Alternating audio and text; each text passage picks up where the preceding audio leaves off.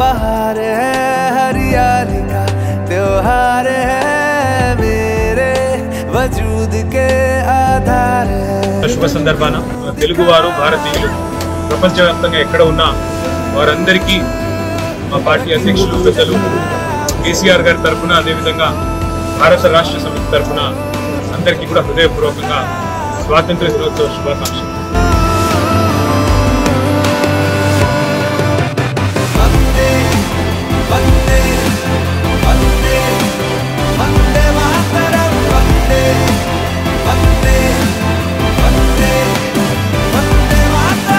భారతదేశంలోనే ఒక రాష్ట్రం ఒక ద్వీపస్తంభం లాగా ఒక లైట్ హౌస్ మాదిరిగా మిగతా దేశానికి ఆదర్శంగా నిలబడింది అది కేసీఆర్ గారి నాయకత్వంలో.